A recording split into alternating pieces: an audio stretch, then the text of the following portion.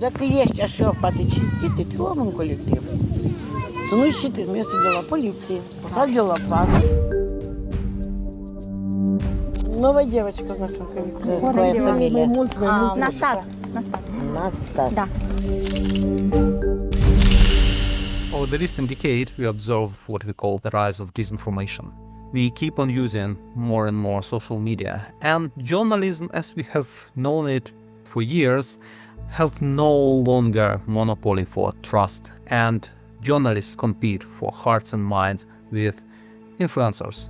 And now we understand that even the countries where democracy was taken as something sustainable and well established are still vulnerable to manipulative influences, where anti-democratic forces use our fears, our anxiety, our misunderstanding, our poor awareness about things in order to drive us against our interest, in order to undermine our dialogue and re-establish autocracy.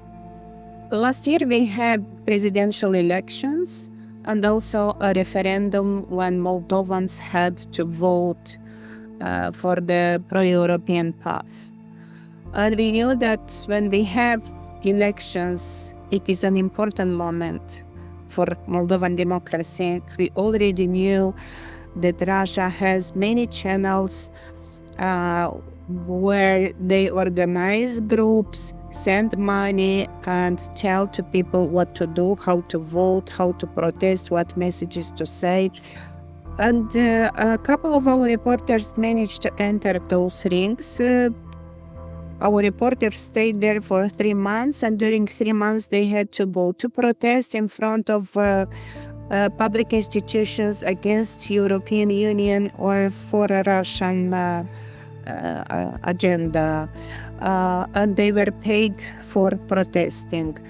To invite other people and to make them members of this ring. So there were many duties to distribute information, or correctly say disinformation, and of course everything was filmed. This way reporters managed to show everything. Just a few days before the referendum and first round of presidential elections, we published the first story. The society was in shock because we managed to show everything, how orders, political orders from Moscow are coming with money, and how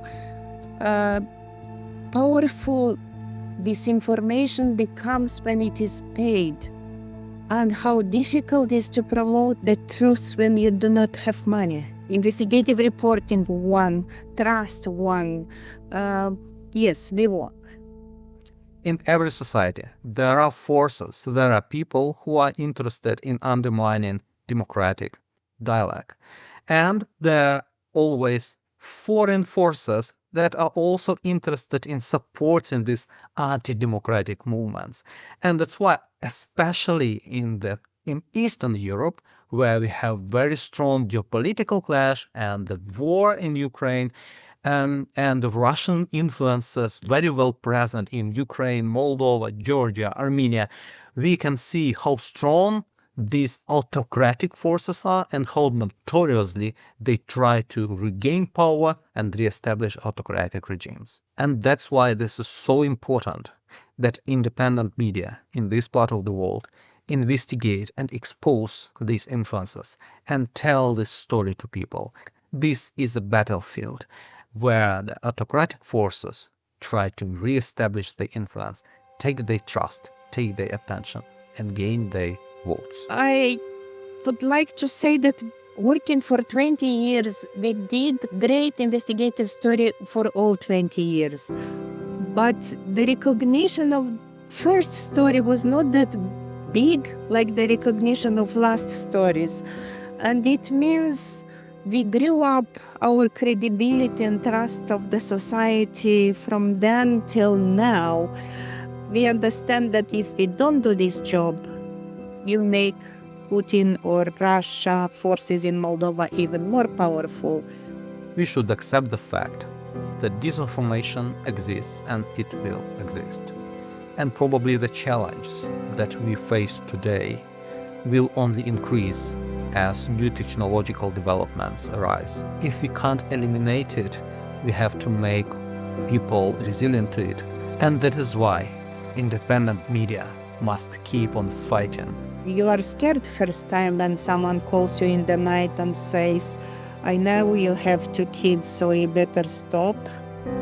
It's not easy. I don't wish anybody to have this decision to make. Are you the mother of your children?